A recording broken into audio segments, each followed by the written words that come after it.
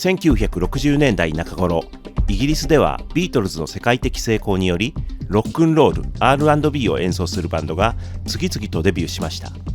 前回までで紹介したローリング・ストーンズ、キンクス、ザ・フーはそんな中で現在でも人気の高いバンドですね。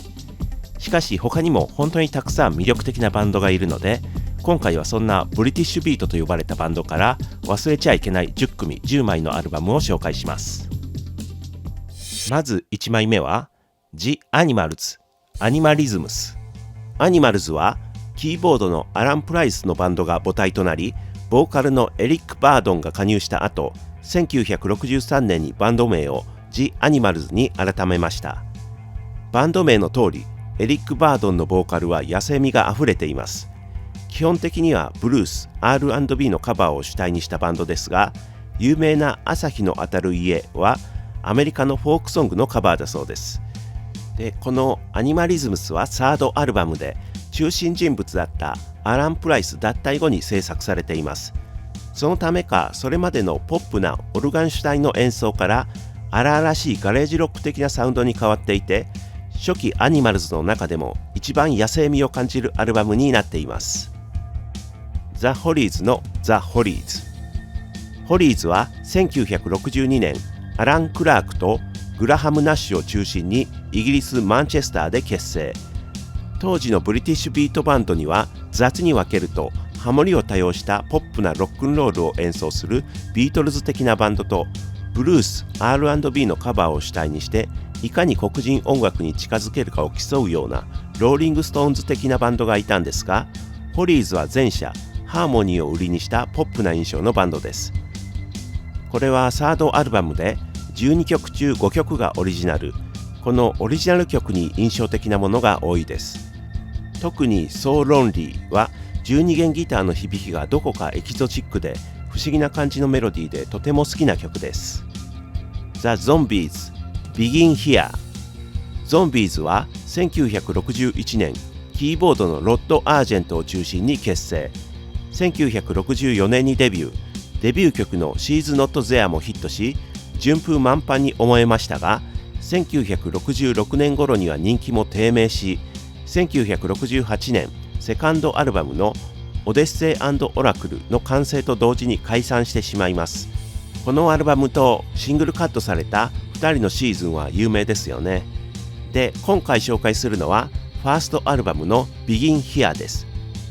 やはりカバー曲も多いですが、半数がオリジナル曲になっています。ゾンビーズが特徴的なのは全体的に切ない雰囲気が漂っているところで、それはリードボーカルのコリン・ブラウンストーンの少年のような性質とちょっと繊細な感じの歌い方によるところが大きいように思います。またジャズからの影響の強いアレンジやマイナー調のメロディーも特徴的で、そういった特色がとてもポップな形で凝縮されているのがデビュー曲She's Not There だと思います。続いてはゼムのファーストアルバム。ゼムはバン・モリソンを中心に北アイルランドベルファーストで結成。1964年にデビューしています。その後ロンドン進出時にメンバーが抜けたり、ファーストアルバムの録音にスタジオミュージシャンが参加したり、バンド内は結構ゴタゴタしていて、結局セカンドアルバム発表後にバン・モリソンが脱退し、バンドは分裂してしまいます。バン・モリソンはソロに、ロンドンに残ったメンバーはゼムとして、ベルファーストに帰ったメンバーはベルファウスト・ジプシーズとしてそれぞれ作品を残していますが、今回はこのファーストアルバムです。14曲中7曲がバン・モリソンのオリジナル。プロデューサーのバート・バーンズの提供曲が3曲あるので、カバー曲は少なめです。やはり特筆すべきはバン・モリソンのボーカルで非常にワイルド、アニマルズのエリック・バードンとタイプは似ていると思いますが、より土器がこもっているというか攻撃的な印象を受けます。しかしちょっと残念に思うのは、ボーカルの迫力に比べバックの演奏は特に特筆すべきところのない、よく言えばまとまった演奏になっていること。スタジオミュージシャンを起用したということからも、完全にバン・モリソンとバックバンドという扱いだったんでしょうね。次はザ・ヤードバーズ5 Live。ヤードバーズは1962年頃結成。ローリングストーンズが出演していたクラブでプロデビューしたストーンズの後釜として出演し名を挙げました。ヤードバーズといえばエリック・クラプトン、ジェフ・ベック、ジミー・ペイジとロック界のレジェンドギタリストが在籍していたことで有名ですよね。このファーストアルバムはエリック・クラプトン在籍時のライブ版になります。1964年3月にロンドンのマーキークラブで録音されています。音が出た瞬間から汗と熱気またはタバコの煙でもやのかかったような会場の雰囲気が目に浮かぶようです。曲は全曲ブルースや R&B のカバー。しかしここでは渋みとかよりも勢いでアグレッシブに突っ走る演奏が続きます。今の耳で聞くと聞きやすい音ではないですが、ライブの臨場感はめちゃくちゃ伝わってきます。個人的に好きなのは3曲目、スモークスタックライトニング。引きずるような重いベースとブルースハープがかっこよすぎますね。続いてはザ・スペンサー・デイビスグループザ・セカンドアルバム。スペンサー・デイビスグループは1963年に結成。この時ボーカル、キーボード、ギターのスティーブ・ウィンウッドは15歳だったそうです。1964年にデビュー。1965年の Keep on Running が大きなヒットとなり、その後も Gimme Some Lovin'、I'm a Man などが大ヒットしますが、1967年にスティーブ・ウィンウッドと兄のマフ・ウィンウッドが脱退してしまいます。今回紹介するのは Keep on Running を含むセカンドアルバム。タイトルはそのまんまセカンドアルバムです。やはりスティーブ・ウィンウッドのボーカルがすごいです。どう聞いても当時17歳の白人少年が歌っているとは思えないですね。レイ・チャールズで有名なジョージア・オン・マイ・マインドなんてもう渋すぎて笑いが出てしまうほどです。オリジナルは全12曲中2曲と少ないですが、そのうちの1曲 Hey Darling はディープな感じのブルースロックで渋いです。しかしアルバム全体としては軽快でキャッチーな印象の曲が多いですね。続いてはマンフレッドマン、マンメイド。マンフレッドマンはキーボード奏者のマンフレッドマンの名前がそのまんまバンド名になっているバンヘイレンとかボンジョビとかと同じパターンですね。1962年に結成し、1963年デビュー、64年から54321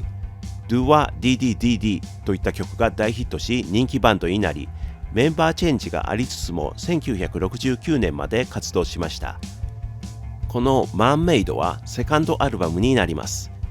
R&B のカバーが中心なのは他のバンドと変わりませんが、マンフレッドマンの演奏はとてもクールでジャズの要素が感じられます。メンバー作曲のインストゥルメンタルの曲なんかはもろにジャズそのものです。それもそのはずで、メンバーはもともとジャズ畑の人たちだそうで、他のビートバンドとは一味違う演奏ですね。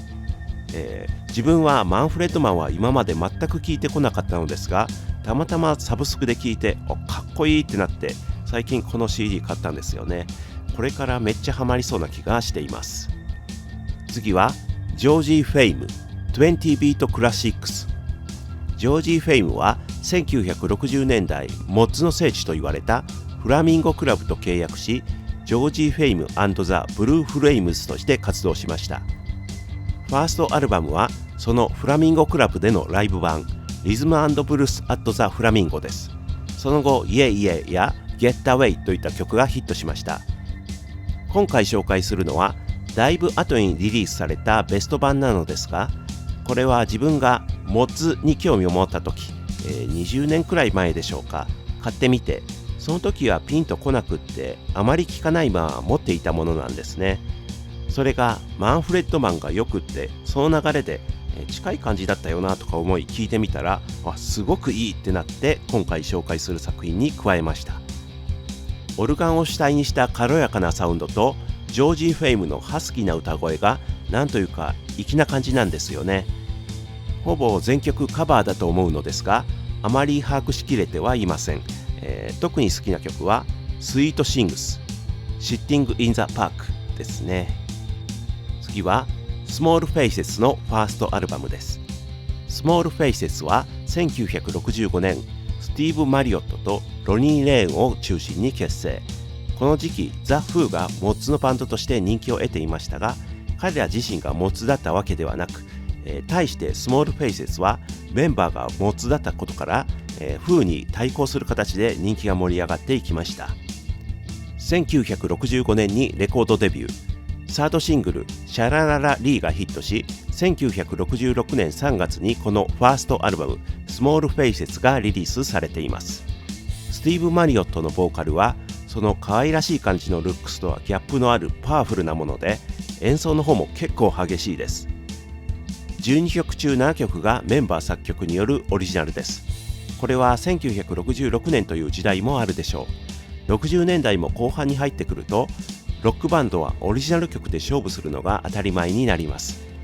アルバム後半は荒々しくハードな演奏が続きますが、ラスト12曲目はヒットシングルのシャラララリーで、これが超ポップで、このジャケット写真のイメージを裏切らない曲になっていますね。10枚目、ザ・プリティシングスの Get the Picture です。プリティシングスは最初期のローリングストーンズでベースを弾いたディック・テイラーがストーンズを抜けた後、1963年に結成したバンドです。1964年にレコードデビュー。デビュー当時、ボーカルのフィル・メイの髪型は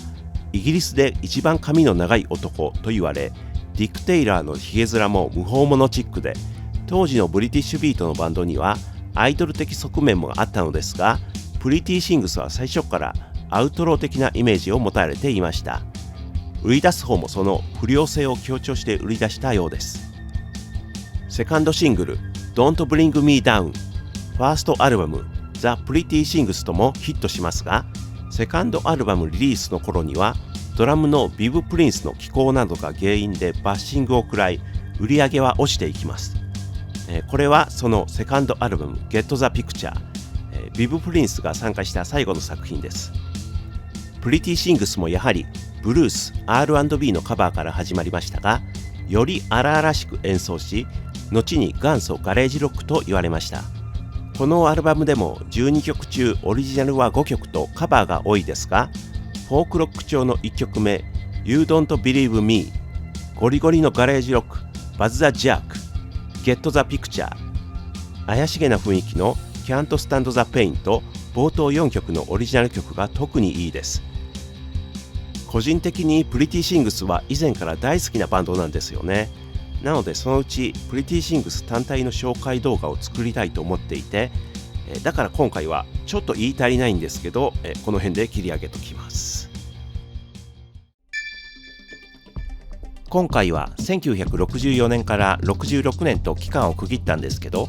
これはビートルズブーム以降にデビューしたバンドということと、1967年になるとほとんどのバンドがサイケな方向に行って、ブリティッシュビートのムーブメントはガラッと様変わりするからです。で、改めて聞いてみると、この時期はキーボード主体のバンドが結構多いと気づかされました。もともと個人的にはプリティシングスやスモールフェイセスのような激しめのギターサウンドが好みだったんですけど、今はマンフレッドマン、ジョージー・フェイムのようなオルガンやエレピを主にしたサウンドのかっこよさにハマっています。はい、というわけで4大バンド以外のブリティッシュビート、個人的おすすめと最近聴いてよかったアルバムを10枚紹介しました。ご視聴ありがとうございました。